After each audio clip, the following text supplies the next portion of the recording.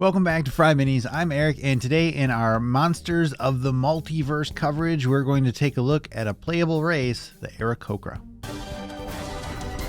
Be sure to hit the subscribe button if you like these videos. Check us out at FryMinis.com, and of course, keep your eye out for a playlist. We're putting all of these videos to cover this super robust book into one easy-use place. Links in the description for everything. All right, so just like all the other playable races in this book, we have a few baseline traits. Our ability scores are +2 to one score and +1 to another, or +1 to 3 different stats. Our languages, we get common and one more that makes sense for our character. Creature type will vary. Lifespan is about 100 years. It's called out if it's something special. And our height and weight is about the size of a human generally, all based on this table from the player's handbook. I'm going to try not to mention in every single video. I like these ideas generally. I do wish we had still suggested heights and weights and age ranges. I understand the flexibility here, but particularly with like those heights and weights, like both a dwarf is medium and a Goliath is medium. And to say they're about human size, I don't think that does a good job on describing the races and their kind of standards. I also wish all these races had suggested stats, like a Goliath, for example. A Goliath typically is +2 strength, +1 constitution. Like if we had language like that, I think I would be a lot happier. But at the end of the day, I'd rather have the flexibility than nothing. So there we go. All right, Aarakocra. A winged people who originated on the elemental plane of air, Aarakocra soar through the sky wherever they wander. The first Aarakocra served the Wind Dukes of Akka, mighty beings of air, and were imbued with a measure of their master's power over winds. Their descendants still command echoes of that power. From below, Aarakocra look like large birds and thus are sometimes called bird folk. Only when they roost on a branch or walk across the ground is their humanoid nature clear. Standing upright, Aarakocra are typically about 5 feet tall, and they have long, narrow legs that taper to sharp talons. Feathers cover their bodies, usually red, orange, yellow, brown, or gray. Their heads are also avian, often resembling those of parrots or eagles. So Aarakocra are, I think, one of the most commonly redesigned, kind of like Kenku too, I guess, but really more Aarakocra of like, oh, this is a owl Aarakocra, this is a parrot Aarakocra, a hawk Aarakocra. People just want their character art kind of thing like that. So I guess it's nice that we've got that built-in flexibility, but immediately we're talking about a suggested height. Oh, about 5 feet. So we just established that we're not going to do that, but now we do. But I mean, hey, that works out. It gets us where I'd rather be. So, okay, let's look at some of the actual racial traits. Aarakocras are humanoid, medium, with a walking speed of 30 feet. Flight, because of your wings, you have a flying speed equal to your walking speed. You can't use this flying speed if you're wearing medium or heavy armor. Okay, so flight, obviously a lot of people have a hard time allowing flight at first level. And I don't think it's as big of a deal as people make it out to be. It can be a challenge if you're a new DM and you're trying to take in the whole game at the same time. I get that. I totally get that. But for me, the big part of Aarakocra, of why it's banned, isn't that it has flight speed, but that its flight speed used to be 50 feet. And that's bananas to have. Even if they had a walking speed of 50 feet, that would be bananas for a first level character. But then you make it flight speed, get out of here. So I think this is great.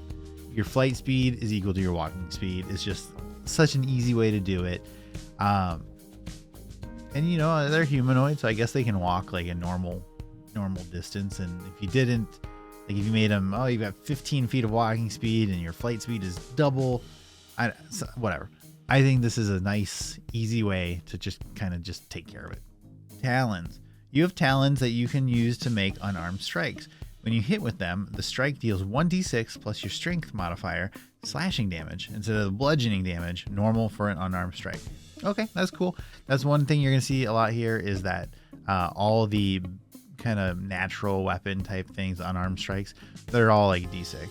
And I I cannot imagine that the monk in some future version of when the classes are rebooted, kind of with the evolution of D&D. I can't imagine them not getting a D6 starting instead of a D4, but we'll see with that. And this is also something that I think is always going to be interesting with these racial things. A lot of times, in my experience, when I would want to use a natural weapon, or these unarmed attacks or whatever, I would want to use dexterity, but they're always strength based. And so if you're just like rah with your claw, like, okay, I get it, but how is rah with your claw any different than rah with a dagger? I don't know. It's one of those things that I think a lot of people probably just allow you, just kind of homebrew it over. Otherwise, what strength based characters regularly using their natural weapon? Not that many, I think. If you have a build, let me know in the description, because I would love to see that. Wind Caller. Starting at 3rd level, you can cast the Gust of Wind spell with this trait without requiring material component. Once you cast the spell with this trait, you can't do so again until you finish a long rest. You can also cast the spell using any spell slots you have 2nd level or higher. Intelligence, Wisdom, or Charisma is your spellcasting ability for it when you cast Gust of Wind with this trait. Choose when you select this race. All right, here's another change you're going to see throughout all these videos. Gust of Wind, you can cast it with spell slots if you have them, and you get to choose which modifier you use, or which ability, Intelligence, Wisdom, or Charisma, to use with it. I like that flexibility. That way you're not stuck with a terrible DC if you're a class that is casting spells and you're not focused on one of those. I think that's great. And I think Gust of Wind is a really interesting spell here because it's one not a lot of people take, just generally, in my experience. But it is a cool spell, right?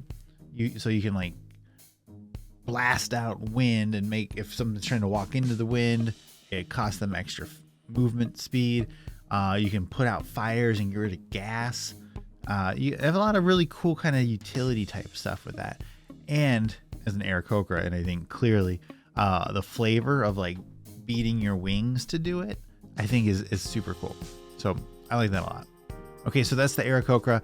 Not all of these videos are going to be super duper I love it, but this one is. I love it. I think this is a fantastic version of Aarakocra.